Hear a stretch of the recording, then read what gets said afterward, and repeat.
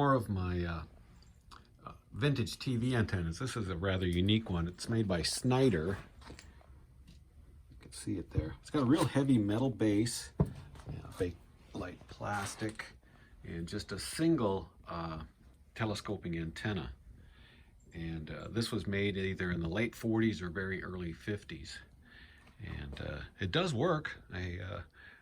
Whenever I list these antennas, I hook them up to my TV and take some photos of it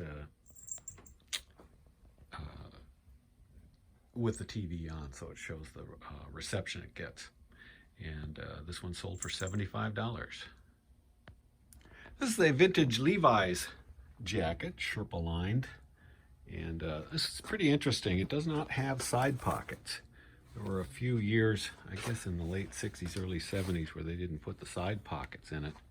It's in pretty good shape. I bought it over a year ago on Facebook Marketplace, and it actually fits me, and I wore it for a while. It's vintage size 40, and it took quite a while to sell after I put it up, and I put it up for $125 and took a best offer yesterday for $100.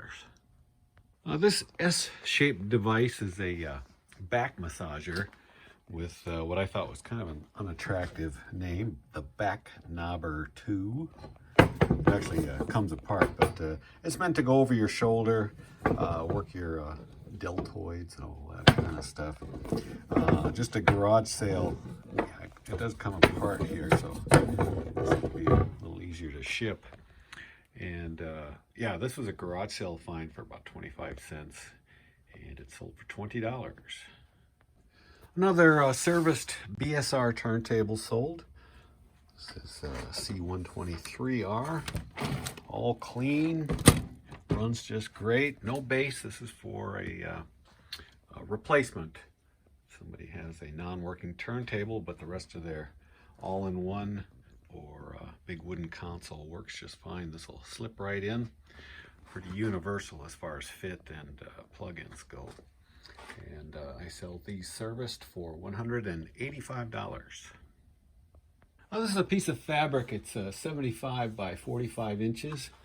I picked this up just at a auction a long time ago, and this Jim Dandy hominy grits is actually still a thing.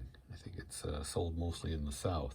And I was able to get, let's see, $60 for this big piece of material. It's sort of it's cotton, but it's got a rougher feel, almost like canvas. Not quite as thick as canvas, but close to it.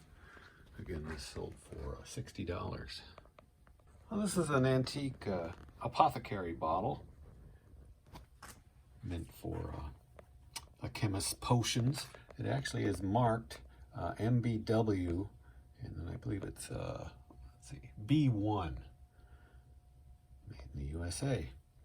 And I found this in a box that I'd recently uncovered in my storage area, and it only took a week to sell. And it went for $18. Another vintage pencil sharpener sold from the collection I bought a couple of years ago. I think I've got about 25 of these left, but I have sold quite a few and made a lot of money off these. This one is an Absco, and it's an orange plastic shavings hopper, and then a hammered gray metal finish on the standard. And this one sold for $20. Oh, this is a travel poster of Venezuela. It's vintage, and just came in a auction box lot several years ago, and it finally sold. And let's see, this one went for 20 bucks. This is a real nice Guinness trucker hat, and it looks like it hasn't been worn before. And I found this at a garage sale a few years ago, and it's been up for sale for like $24 for a long time. Finally got a best offer, or somebody just inquired whether I would sell it for $12, and I countered with 15, and they took it. Seems kind of cheap. It's a really nice hat. after a couple of years, you got to let stuff go. 15 bucks. This is a very small apothecary bottle. It is made by W&T Company, Phila, New York. And it's got a nice stopper on it. And it's also embossed with Na2CO3, which is sodium carbonate. And this little bottle, it's only about 3 inches tall. I put it up for sale yesterday. I was going to put it up for like $20, and then I did a little more research, and I thought, well, I couldn't find anything exactly like it, but I decided to up the price to $38, and it sold just a few hours later. This is a Suitcase style record player. It's made by GE, and it's called a Wildcat. I've sold these in the past. They always require work. They just always are all gummed up with old grease. This one gave me a particular problem I could not figure out for the longest time. When it got to the end of a record, the arm would start its way backwards before it completely lifted off the record, so it made a terrible scratchy noise. I finally figured out what the problem was after kind of setting it aside for a while and getting back to it. The push rod was sticky that lifts the tone arm up. And the case is in excellent condition. I've gone through electronics, and so everything works just great.